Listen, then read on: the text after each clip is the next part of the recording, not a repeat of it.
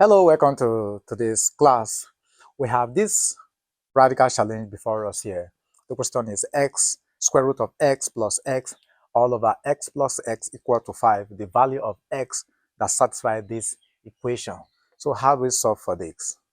Now, being that we're having x at the denominator here, we have to note here that x can never be equal to 0. Okay, so the first assumption here is that x cannot be equal to 0. Okay, so let's take our solution on how to solve this.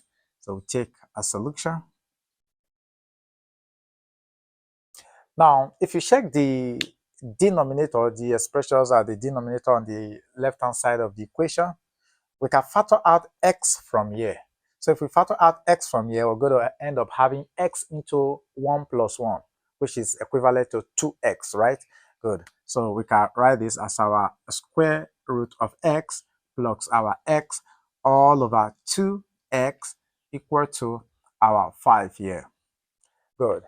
Now, instead of multiplying both sides by 2x, I want to rewrite this side of this equation. So this could also be written as the square root of our x all over 2x, then plus our x all over 2x. This is equal to 5. Easy. Now, this will go with this. And so we're going to end up having the square root of x all over 2x plus our 1 all over 2 equal to 5. Okay, good. Now, with what we have here now, all we just have to do is to send this quantity to this side of this expression here. So if we move this to this side, we're going to end up having square root of our square root of x all over 2x, then equal to our 5 minus 1 all over 2. Now, this expression here, we can simplify what we have in here, right? Good. So this is going to give us here 2. This all over 1. So this divided by this will give us 2. 2 times this will give us our 10. Then minus 2 into 2, 1. 1 times 1 will give us 1. So we're going to end up having the square root of x all over our 2x equal to our 9 all over 2. Okay, so let's continue on this side. Now, with what we have here, we just have to eliminate this 2x here. So we multiply through by 2x. So we're going to have here the square root of x all over 2x times our 2x equal to our 9 all over 2 times 2x. Okay, then this will go with this. We now have our square root of x equal to 2. We cancel out 2 here, so we are now left with 9x on this other side. Okay, but here we have a radical. So we have to eliminate this radical. And how do we eliminate this? We just have to raise both powers to 2. We equally raise this to 2. So this we go with this. So we now have x is equal to, we use this to affect everything inside here to give us 9 to the power of 2, x to the power of 2. Remember the law in indices, which says that when you have your a times your b all raised to the power of n, this is equal to a to the power of n times b to the power of n. Okay, good. So if we open up this, it's going to give us here x equal to square of 9 will give us 81, okay, times our x raised to the power of 2. Again, never make the mistake of cancelling out x from both sides of the equation. If you do that, you're going to come up with just one root. In other words, you're going to miss out the second root. And from the expression we have here, the highest power of the variable is 2. It shows that, or it means we have to solve for 2 roots. So for us to get the 2 roots, all you just need to do is to move this x to this side of the equation. And when you rearrange, you're going to give us 81 x to the power of 2 minus x is equal to 0. So it is at this point we have to factor out x from the system. So if we factor out x, this is going to give us our x into 81x, then minus 1, right?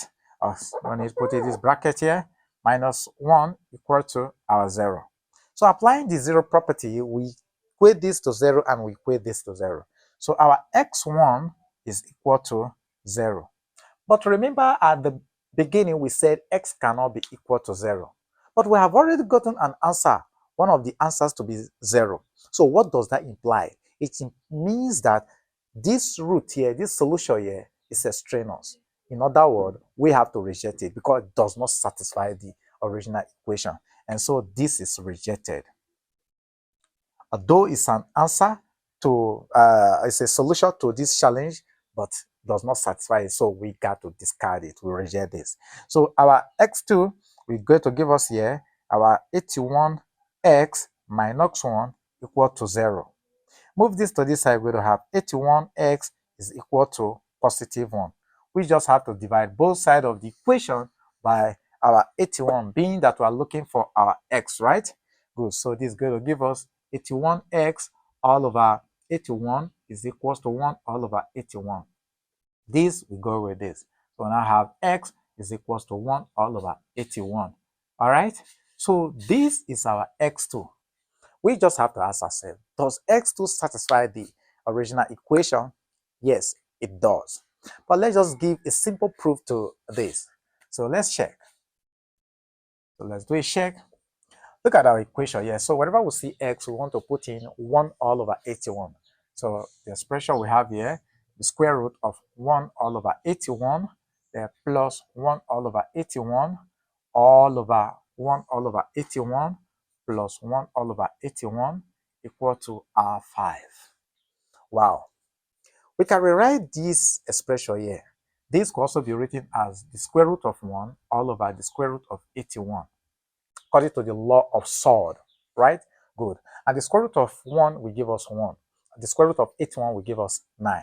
And so we're going to have here 1 all over 9 plus 1 all over 81 all over 1 all over 81 plus 1 all over 81 equal to 5.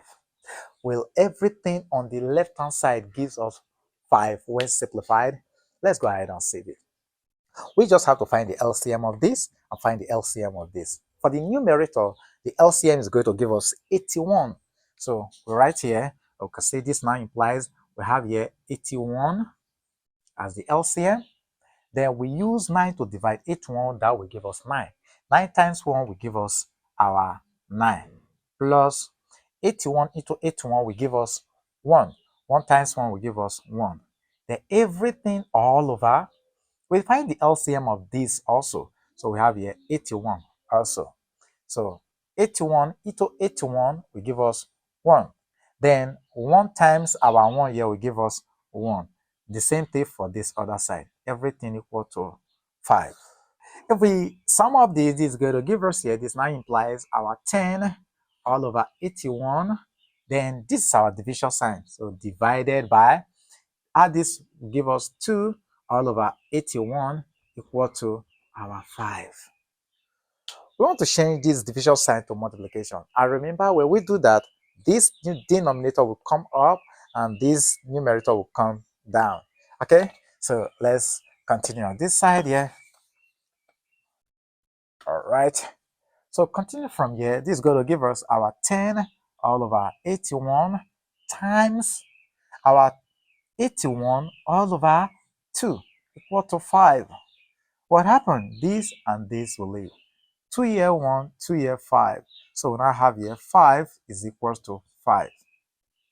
So this shows that the second root, which is x equal to 1 all over 81, satisfy the original equation. Meanwhile, our x1 is rejected. Okay, so this is how you solve radical equation of this kind. Thank you for being there. See you in our next class. Bye for now.